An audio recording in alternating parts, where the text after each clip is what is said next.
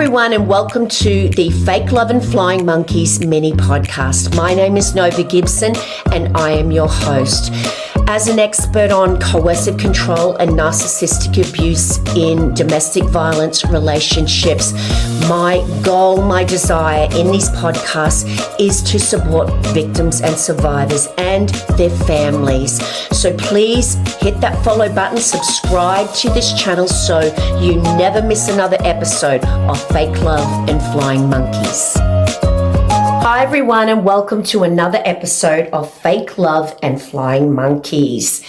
In this episode, I am going to be giving you 10 textbook classic gaslighting lines that the narcissist uses with their victims. And the reason I want to provide you with these classic lines, phrases, is so that you will know when you are intentionally being gaslighted, when they're trying to distort you out of your reality, when they're trying to confuse you. Because after all, a confused mind is a conquered mind, and they want you constantly questioning your reality. So you go to them for what your reality is. Now, the first gaslighting textbook line I'm going to be giving you is the old, you're oversensitive. Oh my goodness, that was nothing. Why would you get angry or upset about something like that? I can't do anything without you going off. You need to go and get your medication checked.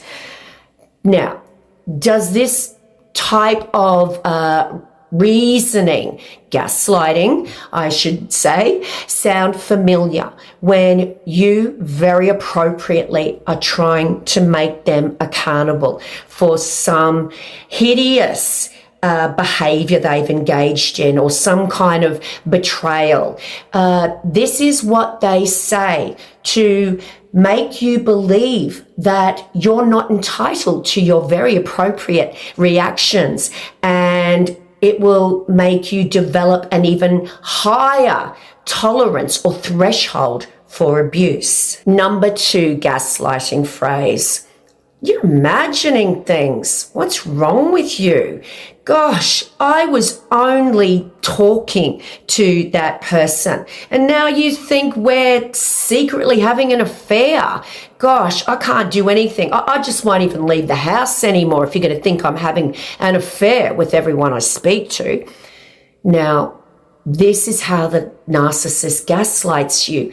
When you find very, very incriminating information, you find the receipts lying around, and your instincts are telling you that something's going on. And it's not just a one-off when you find yourself bringing this to the narcissist's attention. It's because there's been an accumulation, perhaps texts, when it's been an inappropriate time. They're always talking about this person. They're coming home late from work, and all roads point to Rome. It's never just because of a one-off. So when they are gaslighting you by saying to you, you're imagining things, when you have enough circumstantial evidence to prove what you're saying, or if you've got the black and white evidence, that's because once again they're trying to distort your perceptions and make you feel crazy. Number 3 gaslighting phrase: can't you take a joke? Oh my goodness, I asked if you'd put a few pounds on because I was just wanting to get a giggle out of you. No, I don't think you look fat in that dress. Why aren't you laughing? Lighten up a bit. The old "why can't you take a joke" line is designed to make you feel crazy and to make you think that there is something wrong with you. You are paranoid because it's lose-lose. If you don't say anything, you feel hurt. And if you do say something, they say, "I was only joking." It's a setup, and you cannot win. And the main thing to remember when you do not find these types of lines funny is because they're not funny, and they were designed to insult you, but they're disguised as jokes, and then it becomes lose for you to defend your actual hurt at being insulted. Number 4, gaslighting line. I never said that. You distinctly remember them saying what you remember them saying. You were there when they said it, and they are so adamant. I never said that. You can have a recording of them saying it, and somehow you will have manufactured that recording. I never said that is just a blatant lie. And lies are gaslighting, where they are trying to, once again, all gaslighting is designed to make you feel crazy and to make you never approach them again with trying to make them accountable, because it's just too exhausting. Even with black and white evidence, they'll just say, I never said that. They will just lie. The old, I just need space line. Now, this line is number 5, gaslighting line phrase. And this one is particularly damaging because when someone says, I just need some space, that is something that you do because you want to improve the relationship, and you want to work on yourself perhaps, and you're just asking for a bit of time. It's a respectful way to say, look, I just need some time to think about this.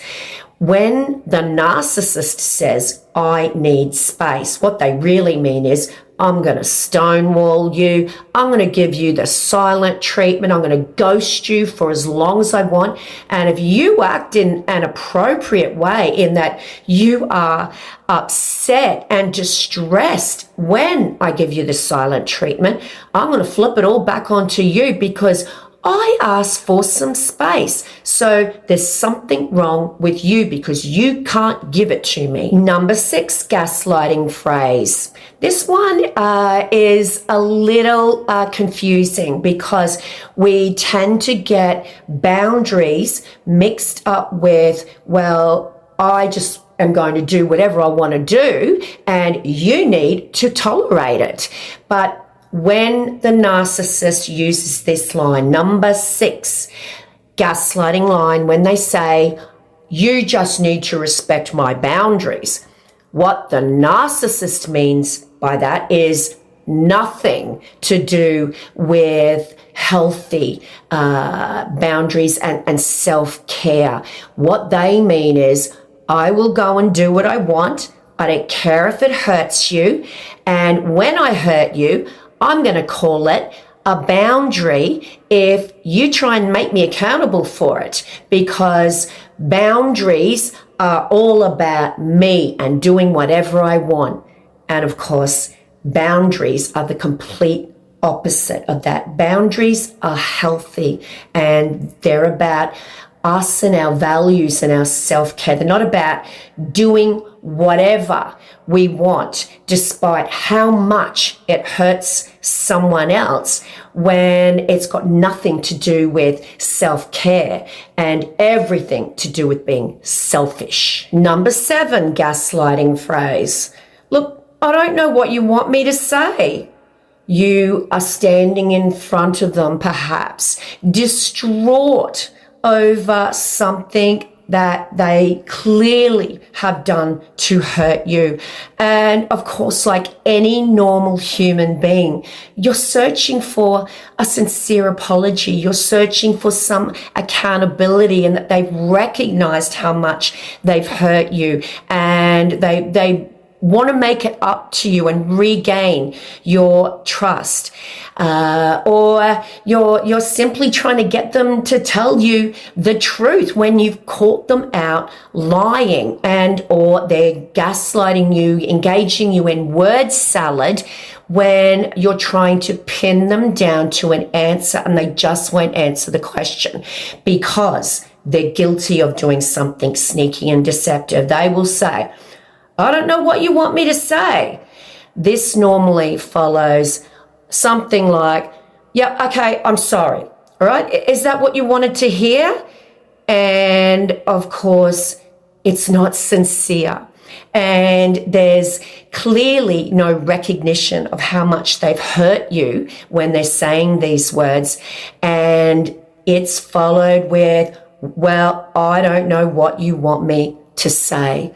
That's gaslighting, because there is no empathy, no sincere apology or desire to undo the wrongs they've done and to reflect on how much they've hurt you. It's simply about saying a word that will shut you up, and then when they say that word, blaming you because it's not enough and you're never happy. Number 8 gaslighting phrase. What a hurtful little line this little chestnut is.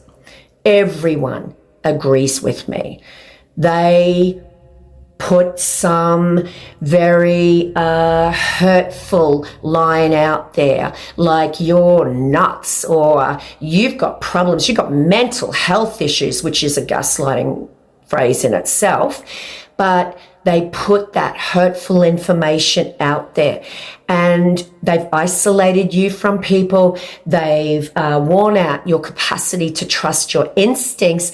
And here they are telling you that all your loved ones, all of their friends, perhaps all of your mutual friends that you thought liked and respected you, everyone agrees with what your abuser has been telling you, which is you're nuts, you've got mental health issues, etc. It is so isolating. It is so hurtful to think that maybe it is you, because that's how victims think when they are gaslighted into believing that there may be something in what the abuser continues to say to them, because it's not just them who thinks that. There's actually a lot of people who agree with your abuser. Number 9 gaslighting phrase. Well, you're not perfect either. Gosh, how many times do I hear this from my beautiful clients? They will commit some egregious, terrible, abusive behavior, some just revolting betrayal. And then they will say to you, well, yeah, you've caught me out, okay, but you're not perfect either. You unloaded the dishwasher the wrong way the other day, and you burnt dinner the other night, so don't you come to me and say that I'm a bad person. Here they are comparing their egregious abusive behaviors with something as simple as unloading a dishwasher in their eyes in the wrong way. This is deflection. This is blame shifting also, where they flip the blame onto you, and then you start arguing a different topic, because of course there's no comparison. That comparison is ridiculous, and the narcissist knows that. And last but not least, number 10 gaslighting textbook line and or phrase, which is, I'm sorry. Now, this line will come out in a number of ways. If they are just coming straight out and saying, I'm sorry, well, clearly there is absolutely no sincerity behind that. They're trying to manipulate you, because you know it never results in changed behavior.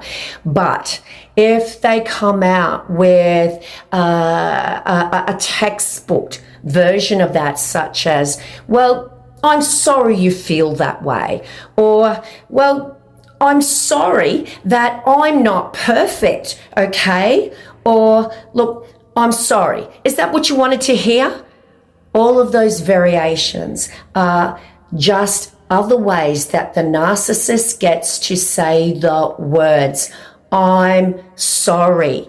And then when you come back with an appropriate reaction to that, which would be, well, that doesn't sound sincere at all. And that sounds absolutely ridiculous, saying that you're sorry, I feel that way, because you should be sorry for what you did and want to make it up to me.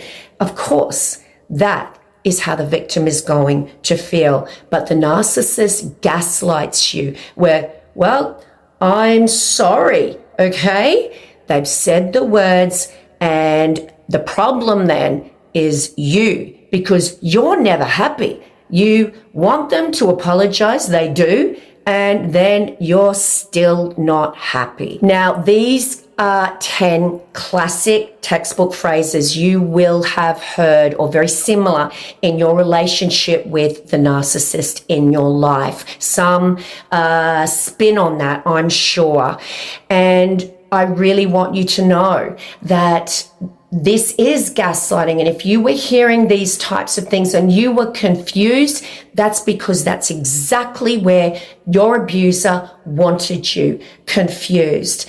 I'm going to be talking about a lot more gaslighting phrases in future videos, but I would love to hear other textbook lines that you heard in the relationship with your abuser that just knocked you for a six, basically, where you thought, how can they think that way? Please let us know on the Fake Love and Flying Monkeys discussion page, and more importantly, in the comments on your podcast platform. And don't forget to give us a rating. Okay, guys, that brings us to the end of another Fake Love and Flying Monkeys episode. I really hope that you found today's episode insightful. And if you'd really like to show some support to keep this podcast going, the best thing you can do is really to leave a review, rate it, and share it. Sharing is the best way. Tag your friends and share. This is the way it gets out there, and it's helped by the algorithm. So that's the way you can help me. And stay tuned for some amazing guests coming up in the following weeks.